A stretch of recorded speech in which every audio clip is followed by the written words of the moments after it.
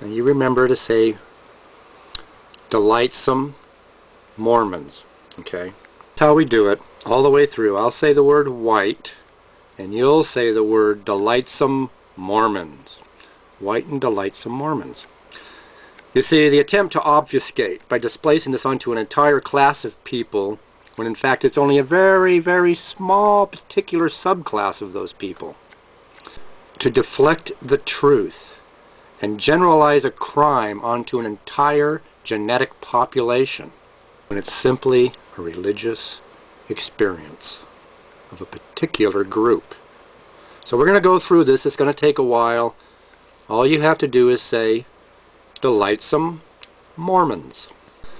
Brigham Young, quoted by Aryan, page 120. When a company of immigrants were traveling on the southern route to California, nearly all the company were destroyed by Indians. The unfortunate affair has been laid to the charge of the whites and Delightsome Mormons. Right? Okay. But even Will Bagley makes the mistake. Here we are, page 127, 128, and 129 of his paperback. But Lee may have launched the initial assault with only a few whites and Delightsome Mormons. After returning from Santa Clara, Lee allegedly requested reinforcements, etc. Again, white participants later claimed they only killed the immigrants to avoid an Indian war that would destroy their Mormon families. Okay? White and Delightsome participants. I can't pause too long in between these because it uses up time, you know. Abusive white men had started the bloodshed, and now Young preached. Okay, page 151. But here's a little aside before I read this. Nancy Huff recalled, immediately after the massacre, the killers conducted a sadistic ritual executing a young girl in view of all the surviving children. She was too old and would tell tales. They slit her throat. Anyhow, bottom of 129. But as Nephi Johnson confessed, white men did most of the killing. Bottom of page 154. Christopher Carson, Fancher, talking to Josiah Gibbs. They're playing marbles together. My father was killed by Indians. When they washed their faces, they were white men. George Powers and P.M. Warren had to travel with the Matthew Tanner train, if you know the story. Many of the Paiutes had shawls, bundles of clothes. They were supplied with guns and pistols, bows and arrows. They were driving several head of cattle. Damon Haight were on the best of terms with them and were in high spirits, as if they were mutually pleased with the accomplishment of some object. Bagley 174. Haskell recalled meeting a writer coming post-haste to deliver a message to Brigham Young that the Indians and some white men had massacred a company of immigrants at Mountain Meadows. ... Lee told Hamblin what had happened, admitting that he and other white men had perpetrated the deed. Page 226. Hamblin told Rogers he had learned the white involved. All right, this is important. 227 from Bagley. Chief Jackson said a white man came to his camp with a piece of paper from Brigham Young. This is Huntington. Huntington had brought Young's orders, authorizing if not commanding that the train be destroyed, Jackson said. Tosh says the same thing. Identifies Huntington as bringing paper authorizing this action. 233 Bagley. Forney, he's someone making a report, wrote a carefully worded account of the investigation and concluded that the Indians had material assistance from the whites. Page 260. The prophet, Brigham, told a variant of this story to distance himself from Lee. When Lee made his initial report and denied that white men had been involved. 333, quoting Rogerson's report. No one can palliate the crime, he admitted. To think any white person would be involved in such an outrage was more horrible to my mind and most repugnant to my feelings. Wilfred Woodruff, page 334. Lee did not intimate by a single word that any white man had anything to do with the massacre, Woodruff claimed. Here is what was written on the 1932 plaque. In this vicinity in 1857 occurred a lamentable tragedy in the histories of the annals of the West, blah blah blah. Company was attacked by white men, and all but 17 small children were killed. White men. We could fall asleep reading Bagley on this. Okay, page 223. If white men were participants in the murder of those unfortunate immigrants, I have been unable to glean any evidence of the fact. That was Briggy, of course. Lee confused alibis and convinced Forney that white men were present and directed the Indians. Further down, this is all on the same page. He had hoped his investigation would vindicate all white men from any involvement and saddle the guilt exclusively upon the evidence. This was Forney, but it didn't pan out, of course. The massacre was concocted by white men and consummated by whites and Indians.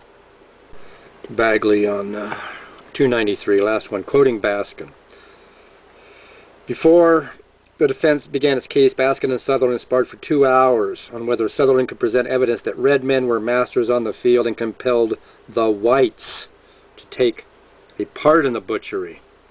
And now we go to Anna Jean Bacchus. She's related to Kling Smith. There's only 1,000 of these, and 50 were signed and numbered. This one's signed, but it's not numbered. Page 130. This is a discussion with Baskin describing prayer circles. How many in number in the hollow square? As far as he could recollect, about 50 white men. The Indians were somewhere else. Indians don't get into Mormon prayer circles. You got to be introduced into the Freemasonry that's embedded in these endowment ceremonies and prayer circles these people engage in. You don't just have a prayer in Mormonism. It's an event. Page 134. John M. Higbee noted in his journal concerning white men dressed as Indians, page 178. Philip and his wives Martha and Hannah were busy preparing for new arrivals in the family. Margaretha gave birth to Alfred, her first child, and the first white boy born at Cedar City. Walker Turley Leonard, page 155. No instructions had come for them to mobilize. The plan at that point was to still have the Paiutes do the dirty work, don't bet on it. But some of the whites decided to go along anyway.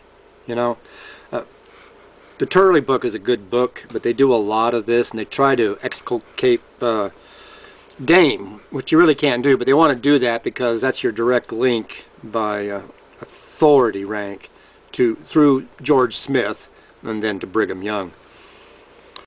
Walker Turley 204. For the most part, the massacre of the immigrants was over in a few minutes. Don't believe it.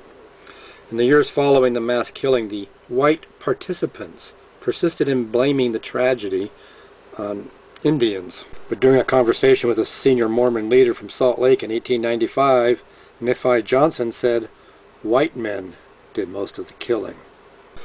Some of the children with their heads smashed in by rocks, I suppose, said Kling Smith. I found the bodies in almost every condition. Some with their throats cut, some heads smashed, some shot. Page 257. He claimed he was drawn there under false pretenses to bury the dead from an Indian massacre. He claimed he, with many of the other white men, refused to discharge his weapon. There were some Mormons that refused to discharge their weapons. It did happen. Now we'll go through the paperback version of John D. Lee. So all these numbers I'm going to give you are from the paperback version, not the hardback. Page 234. I was the only white man there. And just below that he says, a number of Mormons from the southern settlements, ... 235. The whites camped there that night with me. I reported to the whites all that had taken place at the Meadows. Still 235. We knew that the original plan was for the Indians to do all the work and the whites to do nothing. 237. I saw a white man. He ran up a white flag in the middle of a corral. Well, that's like a red flag for a bull for a Mormon, right? White flag fight. 239. I know our total force was 54 whites. Well, it was more than that. Well, this is no means exhaustive, but I think it makes the point. Words mean things. And if you studied Mormon word meanings, you know they take on an entirely different gloss. A tabernacle isn't what it means to you, it's what it means to a Mormon. In Mormonism, if it looks like a duck and swims like a duck and it quacks like a duck, it must be a cat. An Americat. A Missouri wildcat. Just real quick. A widow is a woman leaving her husband and joins the Mormons. This is the truth. Don't believe me, I don't care. A pyramid. That's a temple. You know? Comores down in South America where they're building temples. It's pyramids. To save someone is to murder them or blood atone them. To blood atone someone is to save them. And these words are used for a reason. So we're seeing the word white used as a substitution for the element of a crime. Now Bagley uses it, or Baskin might use it inadvertently, and certainly not with the intent that a Mormon like John D. Lee or Brigham Young, etc. would use it. That's right, Joseph F. Smith, and I posted that too. One more issue. R.C. Evans, he resigned. He lost the argument. He couldn't believe the polygamy and blood atonement stuff.